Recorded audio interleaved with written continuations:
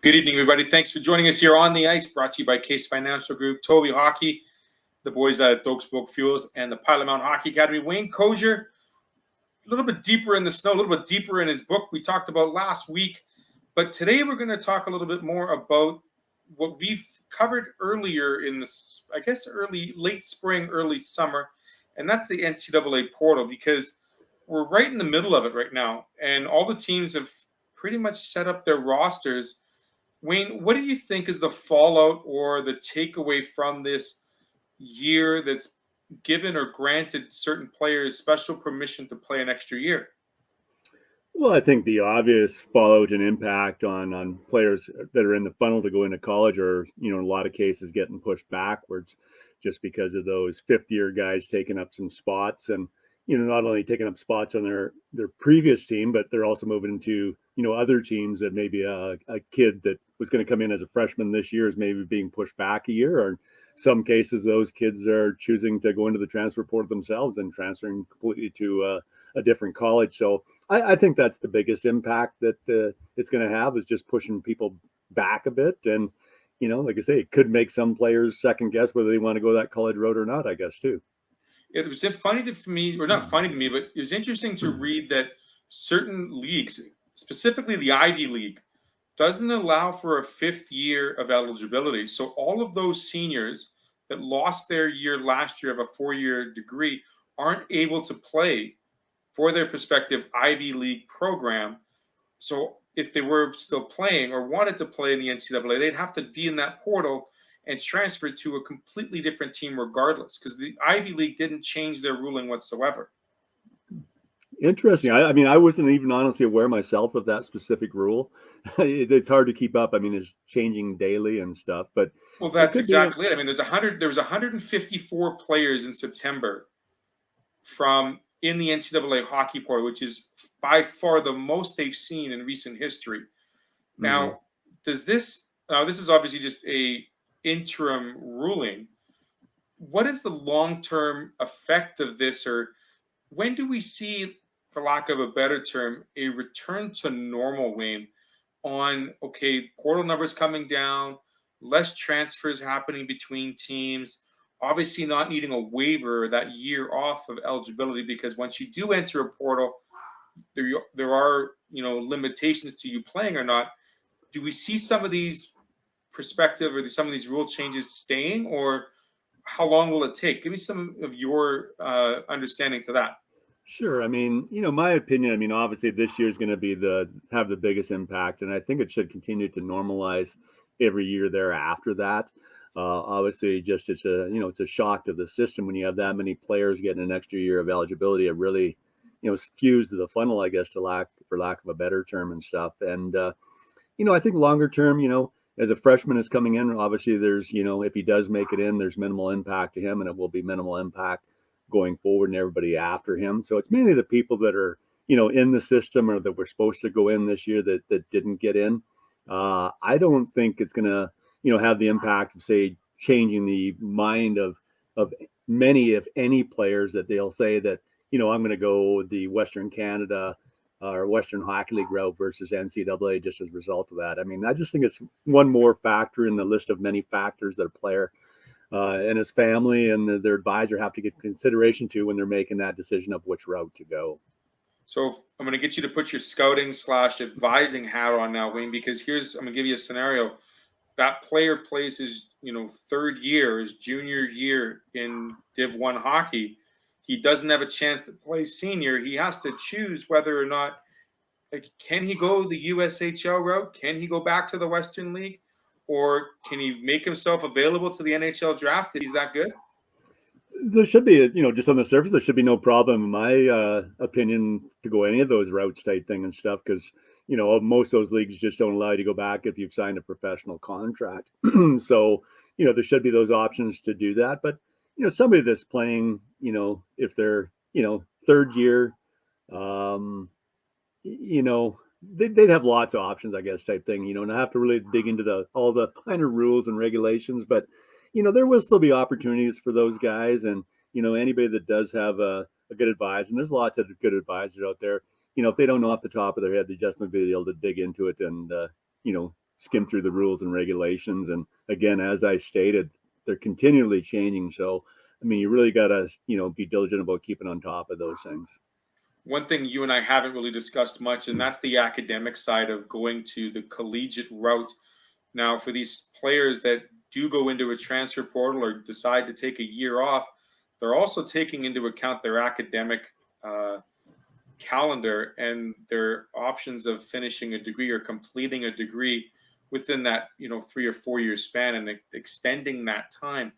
Do you think that that's on the mind of some of these players, or is it something where they just say, my focus is going to be hockey now, and I can come back to the university or back to the U and finish my scholastic records and get that degree at a later date? Or do you feel that this is more of a decision that needs to be done, and maybe it's telling certain players, okay, let's hang the skates up and let's really finish this academic side of things and move on with the next start of life? Yeah, I think anybody that's at that stage in their career is probably going to continue on. And I mean, is everybody going to finish their degree? No. I mean, even those that kind of play 4 years in a lot of cases maybe don't necessarily finish their degree. And, that's, again, another one of those little known facts that, not everybody hears or knows about, just like, decommitments to various colleges that, players maybe never go into the college that they commit to, or, potentially they don't even go to college hockey type thing and stuff. So this would be just another one of those things. But I think the vast majority, and it'd be a high percentage, would continue on through and finish their degree and pursue their hockey to the highest levels they can. And I believe that is one advantage of the NCAA route, is that ultimately you do get to play hockey at a high level, get your degree at the same time, and that's extremely challenging to do that. But then it gives you that flexibility to then just go on and try play pro hockey. And you'll see a lot of these collegiate guys, some will sign NHL deals, some will sign American Hockey League deals or two-way deals between the American Hockey League and the East Coast League. And you really see a lot of them end up in the East Coast League. And it's because they got their degrees so they can play around for a couple of years. Anyone that knows anything about hockey knows you don't make much of any money in the East Coast League, and it's hard on your body. So it's something you have to give some serious consideration to if you're willing to sacrifice your body to play at that level. One part of this portal change or this temporary rule change has been the waivers that have been allowing players to not skip out on a year of eligibility and allow them to continue to play. Does the NCAA hockey program have to look at that and say it's something we should adopt for years to come, as opposed to just keeping it for temporary use? Because we're seeing that, there isn't the right fit for certain players. There isn't the right room for players on certain teams. Why should we be penalizing a player for their change in mood or their change in their decision and wanting to play elsewhere? Yeah, I mean, it's a good point. And I guess that's, we always try to think of positives that come out of these negative things, the negative thing being the COVID pandemic. But again, it's changed the way people think. And we were forced in a lot of ways to change the way we think and some of the rules and regulations. And, one you cite by giving them that extra year of eligibility. In sometimes new and innovative ways and rules come out of that because they say, geez, maybe this is an okay idea and we should try going forward that to give the player flexibility to, transfer to a new team if it's not the right fit and not penalize them by making them sit out for a year. So, I can't comment how the NCAA is thinking, but, I'm sure all those things are being discussed at the boardroom table. In last question before we go to our Wayne's hot takes tonight, Wayne, have you seen a change or an influx of players because they're in the transfer portal moving to the USHL or moving into other leagues that aren't collegiate?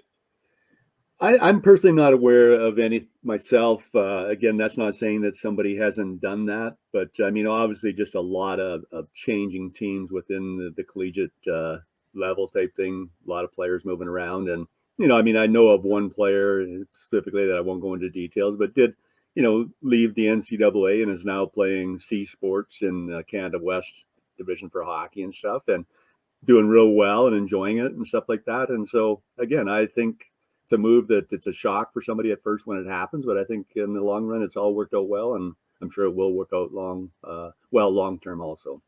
Certainly, like we've always said, you cannot take your education away from someone once you attain it. So if you are in that position, do consider your options, of course, before you make any rash decisions. Think about your future. Speaking of future, we're going to get into the Wayne's hot takes. 2 questions for Wayne. We're going to banter a little bit. I'm going to give him a 90-second window, or a little bit less, because I got to get in a couple words. But our first one tonight, Wayne, it's involving a Conor. Which one are you taking? You taking Bedard? Are you taking Geeky? Or are you taking a Savoy? The timer starts now. Okay, I mean, I'm going to take Conor Bedard, and the reason why, I mean, number one is Savoy and Geeky are both 04, so they're a year older, so they're obviously going to be better. They're also playing on a much stronger team in the Winnipeg Ice, so that's going to certainly inflate their numbers, and they're certainly doing extremely well, extremely talented, but again, I think they are benefiting from the extremely strong team and being a year older. Conor Bedard is still an 05, playing on a relatively weak team, I'll say, surrounded by them, and so that's challenging him. Kid still has incredible skills, and you know, the sky's the limit for this kid if he continues to develop and stuff like that. But again, all 3 of those players that you mentioned are extremely great talents. They're probably all going to play in the NHL, but you know, I'm going to stick with Conor Bedard, not just because he's from or playing here in Regina. You're taking the local guy. I'll take my local guy from Strathclyde, Manitoba, Conor Geeky, but also not a line mate, but a teammate, Matt Savoy, because the 2 of them haven't played on the line together unless it's power play time. And 29 points and 23 respectively for Savoy and Geeky. Truly a great tandem for what I'm hoping for at least another year. I mean, I'd love to see those guys, you know, really perform. And you're right. I mean, the culture and that environment of the Ice compared to the Pats. Winnipeg Ice are number 2 ranked in CHL rankings this week with only 1 loss. I mean, they're 16-1, which is unheard of. I mean, the Edmonton Oil Kings are right behind it, but they're still really close to each other. So, nonetheless, there it is. That'll be our hot take number 1. He took Bedard. I took Geeky. Now, for number 2, this is more up Wayne's alley because he's got his eye on this thing happening next month. And hot take number 2 is, are we ready for a Bantam WHL draft in December? And again, I'll take the view of a WHL GM or scout, and I would say, you know, they're liking this.